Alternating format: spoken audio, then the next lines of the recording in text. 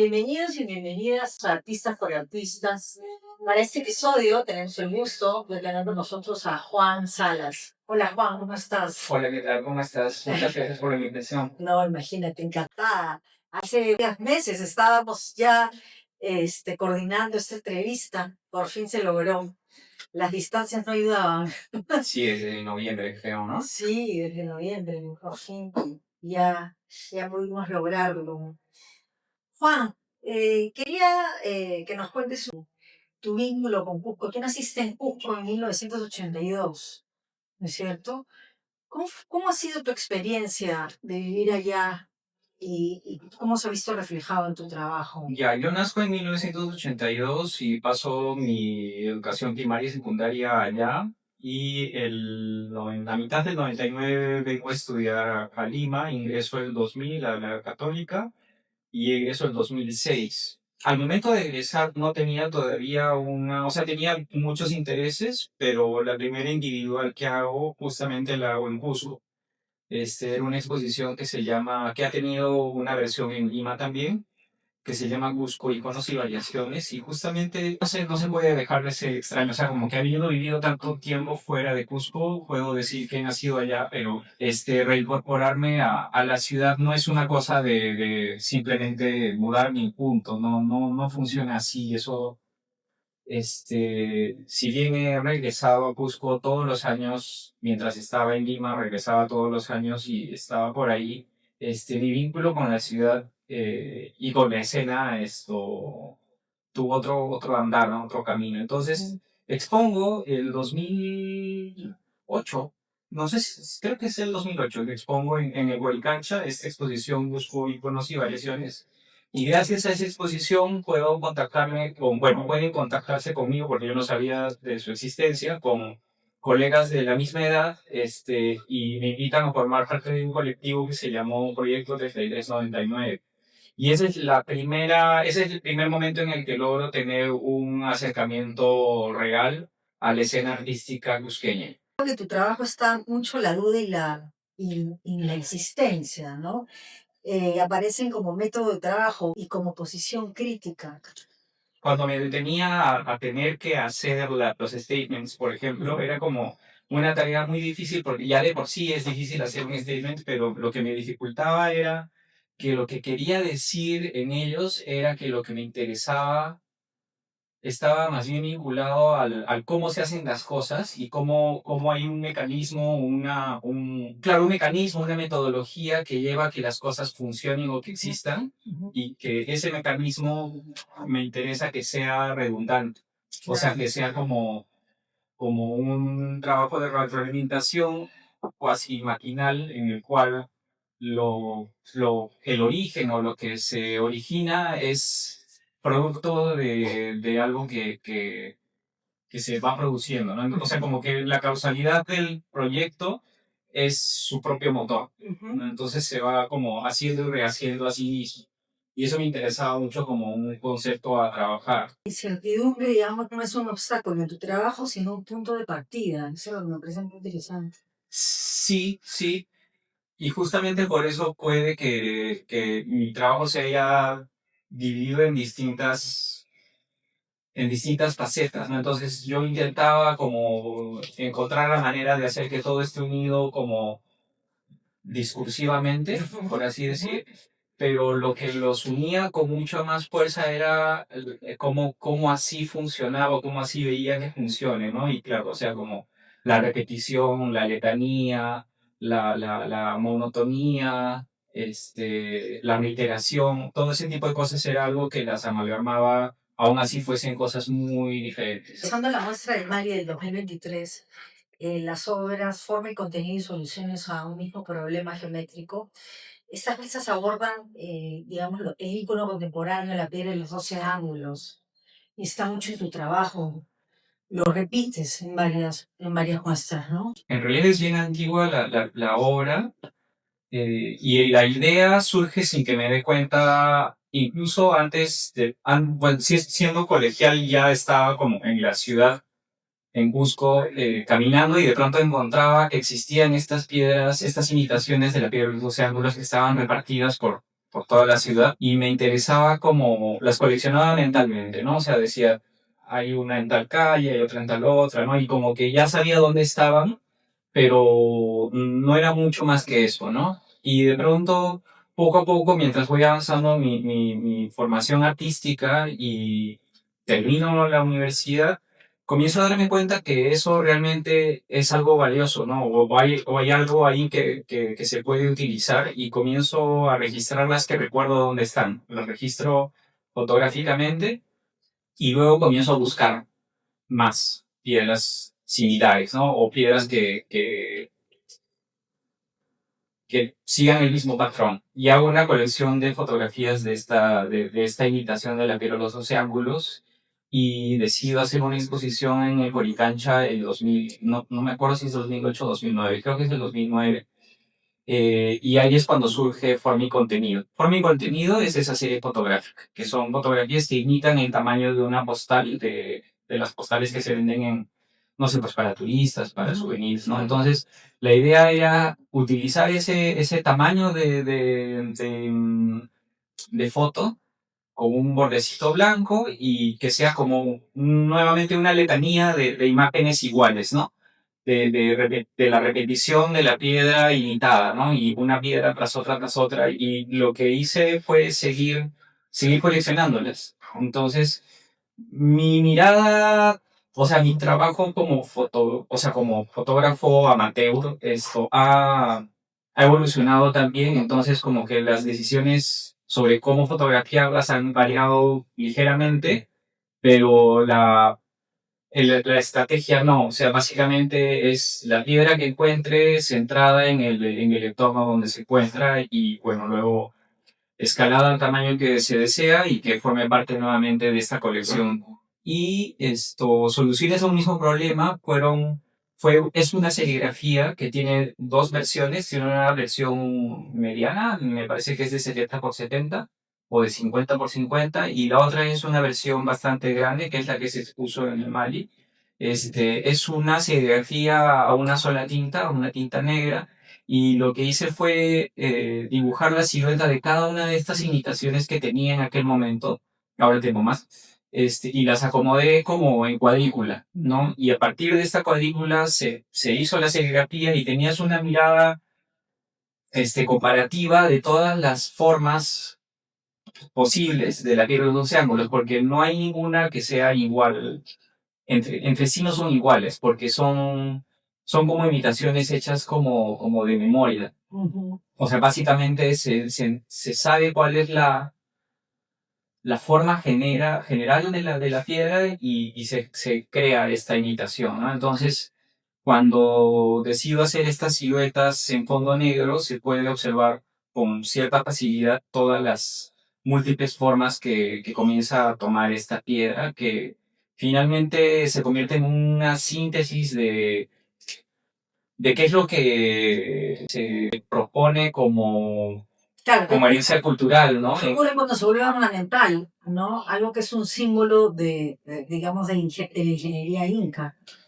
Sí, pero, o sea, va más allá porque es como es un icono, es una forma icónica muy sintética para decir que estás orgulloso del pasado y te pertenece ese pasado, ¿no? Entonces, es bastante usual que las personas utilicen esta piedra para decorar la fachada de su casa, ¿no? Entonces, Exacto. su fachada tiene esta imitación de piedras de incas y entre ellas aparece una de 12 ángulos, ¿no? Entonces, es una forma muy sintética y rápida de decir que estoy orgulloso de esto y me pertenece al mismo tiempo, ¿no? Claro, Pero también está impulsado por el turismo, ¿no? Por ejemplo. claro. Entonces el motor económico del turismo hace que proliferen más aún. De alguna manera, ¿qué ocurre cuando esa perfección se fragmenta, ¿no? Y se vuelve eso, un ícono de la cultura y deja de tener el sentido que tenía, ¿no? Este tema de la arquitectura y de la perfección, sí está, o sea, está presente o sea, sobre todo los incas son como considerados unos grandes arquitectos, pero yo creo que la manera en cómo eso se consume ahora ya no necesariamente va de la mano de la arquitectura. O sea, sí es como impresionante eso, pero cuando tienes a la piedra, o sea, lo que pasa con la piedra es que no solamente se utiliza con piedra, o sea, no se imita la piedra solamente desde el material, sino No, que también se utiliza en múltiples iconos que pueden ser, por ejemplo, logotipos de empresas, ¿no? Entonces ya pasan por un filtro de diseño gráfico y su soporte no necesariamente es una piedra. De hecho, me parece como más interesante cuando la piedra imitación está hecha de piedra porque hay como una versión en su propio soporte. claro. Esa en Pero alguna de las imágenes que tienes de registros muchas, hay algunas, la mayoría son de la piedra. mayoría son de piedra o incluso son de imitación de piedra porque son como un friso hecho con yeso y se le ha dado la volumetría y se le ha pintado de esa manera y parece ser una piedra. Ujú.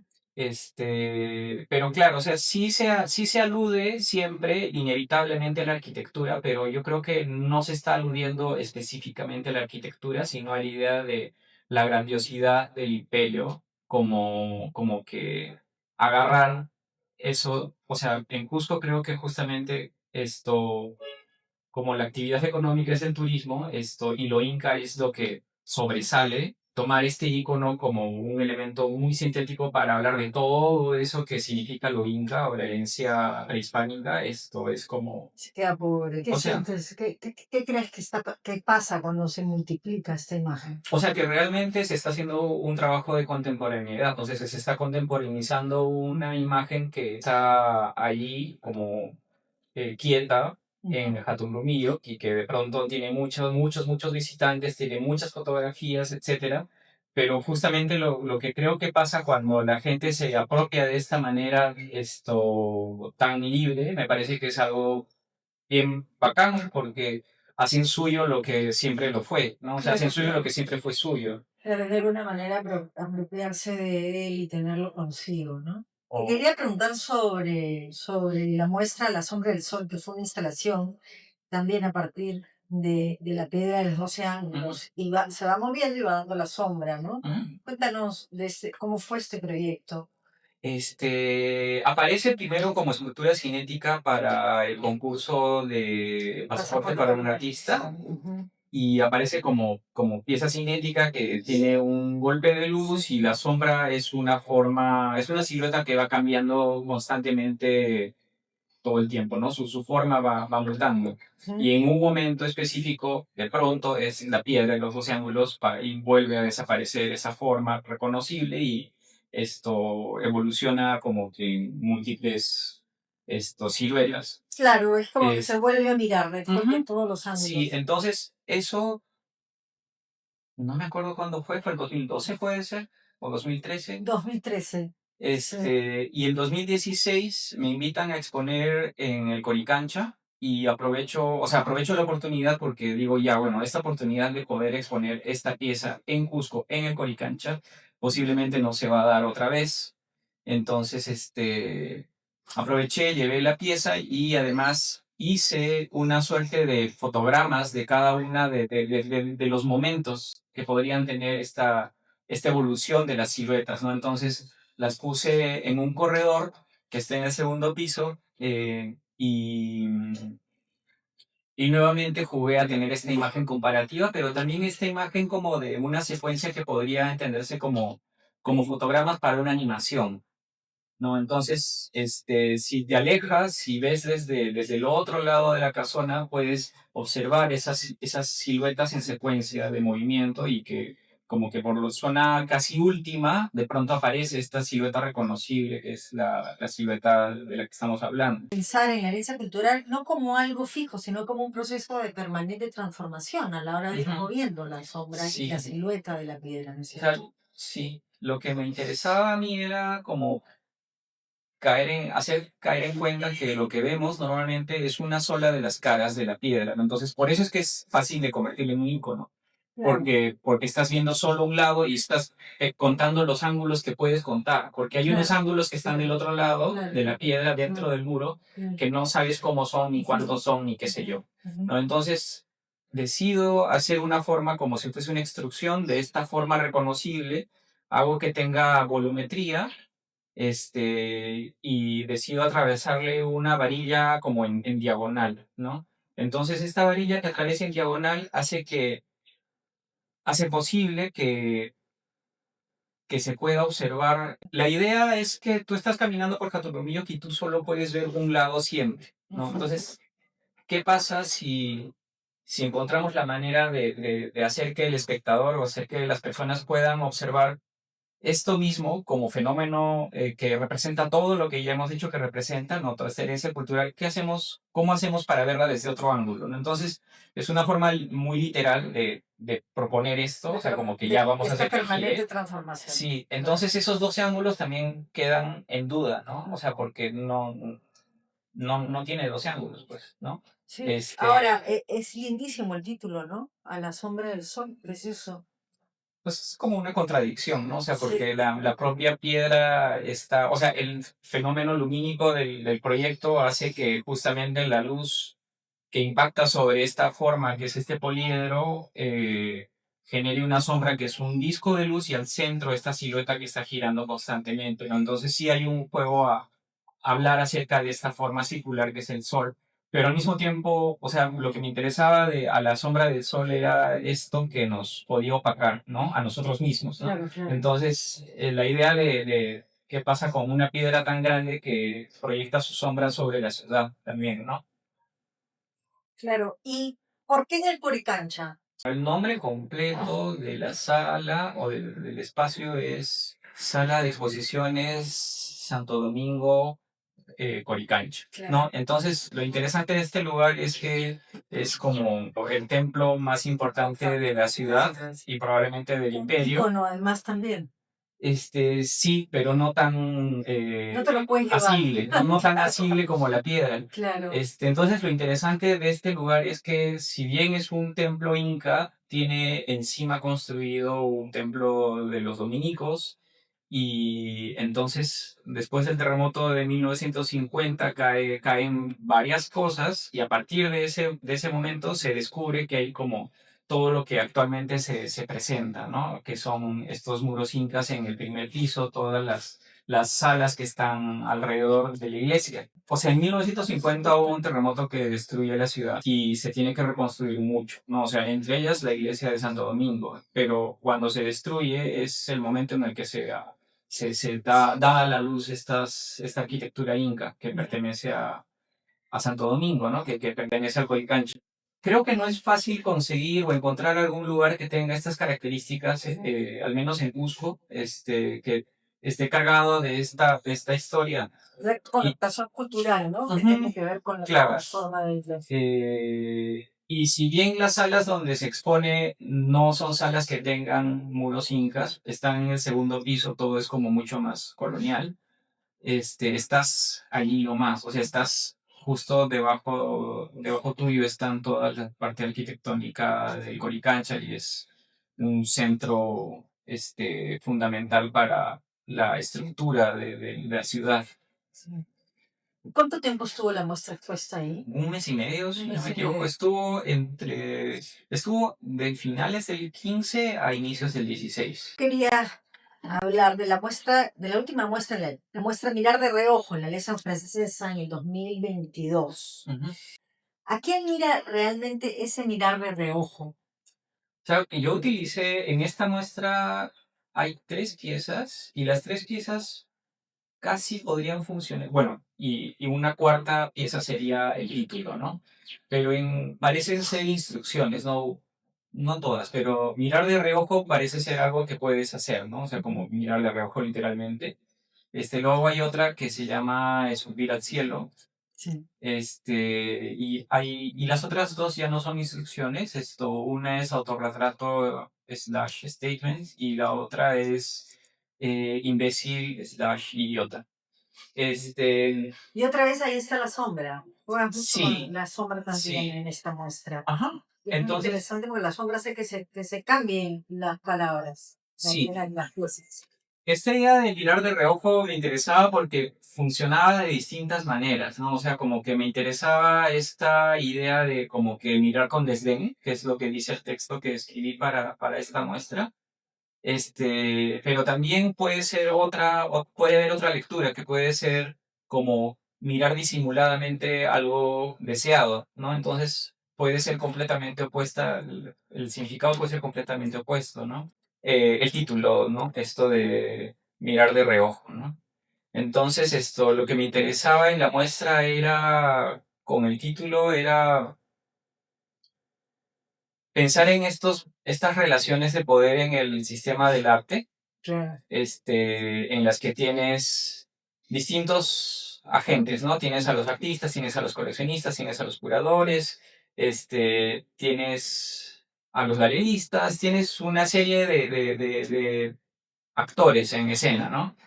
Pero justo eso que es posible una mirada, o sea, que no sea desprejuiciada en el arte, es posible. No, no lo creo, pero la pregunta es cuál es el prejuicio, ¿no? O sea, cuál es, Ujú. por dónde van, por dónde va esa Exacto. mirada sin, no desprejuiciada. Ujú.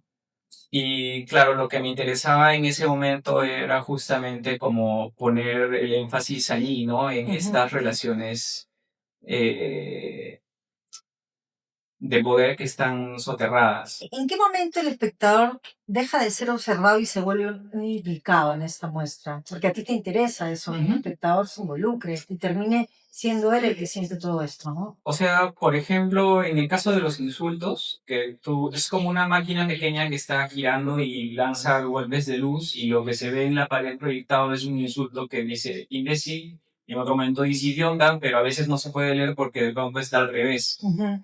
Y lo que yo apostaba era que cuando tú de pronto, después de un rato, logras leer eso, te puedas decir a ti mismo, ah, qué idiota, ¿no? Claro. Pero también es como, o sea, lo que me interesaba era pensar a quién se lo estoy diciendo, ¿no? Claro, Entonces, funciona como un espejo. También me gustaba la idea de que funcione como un aspersor de agua, ¿no? Entonces es como que de pronto está lanzando insultos como si fuese un aspersor y no se sabe a quién le va a caer y le puede caer al espectador, sí, porque puede sentirse interpelado por eso, entonces puede decir, ah, esta me está insultando. Pero también me puede caer a mí como creador porque yo soy el autor de eso y yo por ende podría hacerlo también. claro. Pero también podría ser a un tercero, ¿no? Que es a quien estamos mirando de reojo en ese momento, que no sabemos quién es necesariamente, Ujú. ¿no? Y ahí están metidas nuevamente estas relaciones de poder en las que siempre hay alguien de quien estamos hablando o a quien estamos juzgando implícitamente. Ujú. Claro. ¿Dónde termina la autocrítica y empieza el ensimismamiento? Tal vez en el perro se siente un poco más eso, ¿no? Porque hay una pieza que es una animación, por así Claro. decir, cuadro por cuadro, pero es una escultura, Se muerde la cola. está intentando hacerlo. Intentando morderse la cola. Es una pieza que tiene varias siluetas de un perro corriendo. Las siluetas están dibujadas. O sea, hice un trabajo de rotoscopía primero, dibujé cada una de las 19, de los 19 momentos de un perro corriendo intentando atrapar su cola. Y luego se programó una secuencia de luces que disparan en intervalos y la sombra produce la animación de este perro intentando moverse la cola, ¿no? Entonces, es una máquina en la cual tú puedes ver la animación, pero también puedes observar cómo se genera la animación. O sea, no es una caja cerrada a través de la cual salen las imágenes. Es como una cámara completamente abierta y que tiene todos los fotogramas dispuestos y que ves cómo las luces están pasando una tras otra y ves el fenómeno, ¿no? Entonces estás viendo las dos cosas al mismo tiempo, ¿no? Estás viendo la máquina, Sí. cómo funciona y estás viendo el resultado de cómo funciona la máquina. Y lo que me interesaba en esta idea de hacer que eso fuese un autorretrato era justamente que me observaba como este perro que está intentando morderse la cola, Es genial. porque, porque es como un trabajo, o sea, es como una síntesis que me pareció adecuada para pensar en el trabajo del arte, ¿no? O sea, como que tú tienes un propósito, un objetivo, y ese objetivo siempre va a ser inalcanzable, o sea, lo que vas a lograr es como un atisbo de lo que quisiste decir, o si no, logras hacer algo, pero tienes muchos residuos, tienes muchos elementos residuales que te sirven como elemento para poder crear después otra cosa nueva, ¿no? Y por eso nunca puedes llegar a morderte la cola. Y ahí está eso del que me preguntabas, ¿no? Del Sí, ensimismamiento, ¿no? sí. Entonces, de pronto puedes estar como en una labor como, no sé, fútil, intentando lograr algo que no se puede realmente, Ujú. qué sé yo, como una máquina de movimiento perpetuo, ¿no? O sea, como algo que realmente se sabe que no se puede, pero igual quieres hacerlo, ya, digamos algo así, ¿no? Y eso es como la función del arte o de crear arte, ¿no? O sea, como que buscar algo esquivo y que siempre va a ser esquivo, porque cuando deje de serlo, pierde su sentido. Que no tenemos que tener respuestas necesariamente claras, digamos, ¿no? Ni respuestas tranquilizadoras, simplemente quedarnos con una reflexión. ¿No? Eso me hace pensar mucho este último trabajo. Que no tenemos que tener algo, digamos, un sentido exacto. Podemos incomodar a través del trabajo, que es lo que tú haces en esta muestra incómoda, ¿no? Al espectador de alguna manera. No sé, o sea, no sé si lo incomodo, porque es como... Incomodar en el buen sentido. Sí, sí, Sí, o sea, me parece bacán. Si es que lo sí, incomodo, chévere. sí. Pero, pero en particular en esa exposición, claro, ya, o sea, era como que ya yo quería decir lo que quería decir, pero tampoco necesariamente uno tiene que estar tan seguro de qué es lo que va a lograr hacer que el espectador lea, ¿no? Porque, por ejemplo, en ese caso, el perro intentando como alcanzar su cola jala tanto la atención Sí, que se vuelve algo como demasiado bonito, claro. demasiado bello. Entonces eso también juega como una trampa. No juega como una trampa porque de pronto uno se puede ensimismar en la observación o en el deleite y te olvidas de todo lo demás y dices, ah, qué bonito el perro, ¿no? Pero, Claro. y de pronto todo este asunto de crítica y lo que sea queda opacado por algo que fue como cautivante, ¿no? Claro, pero no fue a propósito que el perro, mordiéndose, o tratando de morderse la cola, fuera tan estético. Fue a propósito. Era más bien como responderme a la pregunta de si podía funcionar lo que quería hacer. Ya. Este, Resultó estético. o sea, sí resultó súper bonito, o sea, sí me gusta mucho. Y de hecho, o sea, lo que pasa con ese tipo de piezas es que lo que podría hacer sería cambiar todos los perros por cualquier otra cosa que tenga un loop de 19 fotogramas y ya funcionaría, ¿no? O sea, como máquina funciona. Sí. Mm, Creo que el giro está cuando lees el título, ¿no? Y ahí te preguntas y por qué esto sería un autorretrato. Claro, además a quién va dirigido esto, ¿no? ¿Soy Sí. yo? O sea, de alguna manera. ¿Cuánto tiempo te tardó desarrollarlo Eh, conceptualmente?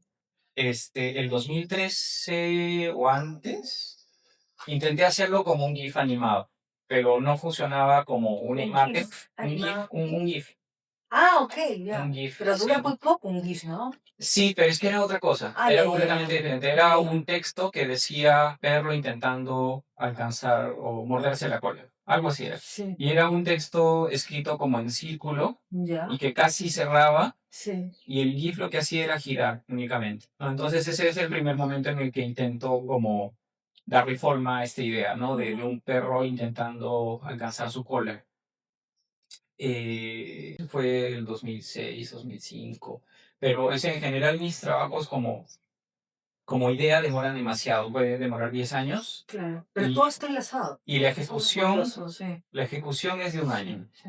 O sea, un proyecto está amarrado al otro y al otro y al otro. Sí, o sea, por eso Sí, hablaba del sí, residuo, ¿no? O sea, sí, como sí. que de pronto haces Sí, X y ese residuo que te queda de esa obra X se la convierte como transformas. En la en materia continuación. prima para lo nuevo, ¿no? Es muy interesante eso, eso sucede. Quería que nos contaras de tu centro cultural en Cusco.